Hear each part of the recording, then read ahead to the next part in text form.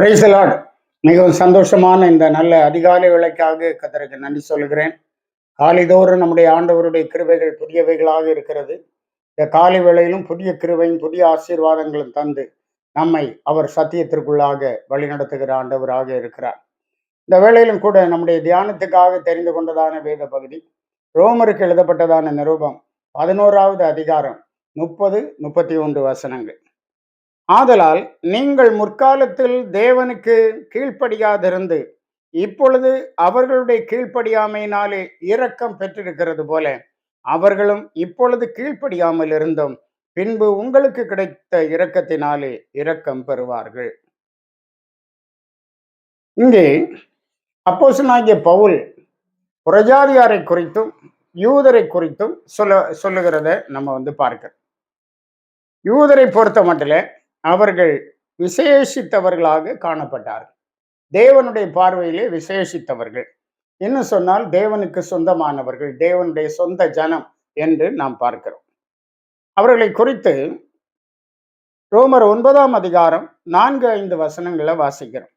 அவர்கள் இஸ்ரவேலரை புத்திர சுவிகாரமும் மகிமையும் உடன்படிக்கைகளும் நியாயப்பிரமாணமும் தேவ ஆராதனைகளும் வாக்கு தத்தங்களும் அவர்களுடையவைகளை பிதாக்கள் அவர்களுடையவர்களே, மாம்சத்தின்படி கிறிஸ்துவும் அவர்களில் பிறந்தாரே, இவர் என்றென்றைக்கும் ஸ்தோத்திரிக்கப்பட்ட சர்வத்திற்கு மேலான தேவன் என்று சொல்லப்பட்டிருக்கிறது.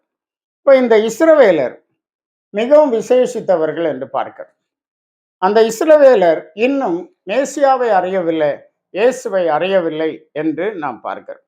அதை சொல்லும்போது பவுல், நீங்கள் முற்காலத்தில் தேவனுக்கு கீழ்ப்படியாதிருந்து இப்பொழுது அவர்களுடைய கீழ்ப்படியாமையினாலே, அதாவது யூதர்களுடைய கீழ்ப்படியாமையினாலே நீங்கள் இரக்கம் பெற்றிருக்கிறது போல அவர்களும் இப்பொழுது கீழ்ப்படியாமல் இருந்தோம் பின்பு உங்களுக்கு கிடைத்த இரக்கத்தினாலே இரக்கம் பெறுவார்கள் என்று சொல்லப்பட்டிருக்கிறது.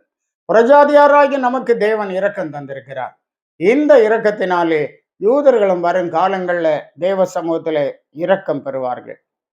அதை நாம் 1 தீமோத்தேயு 1 அதிகாரம் 13வது வசனத்தில் இவ்விதமாக வாசிக்கிறோம்.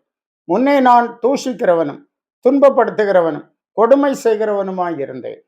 அப்படி இருந்தும் நான் அறியாமல் அவிசுவாசத்தினாலே அப்படி செய்தபடியினால் இரக்கம் பெற்றேன் என்று சொல்லுகிறார். நம்முடைய வாழ்க்கையை எடுத்துக்கொள்ளுங்க. தேவனை அறியாத காலத்தில் நாம் எப்படி இருந்தோம்?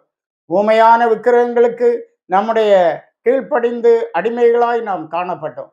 நம்முடைய அவயவங்களை அநீதியான காரியங்களுக்காக ஒப்பு கொடுத்தோம். ஆனால் இன்றைக்கு அப்படி அல்ல.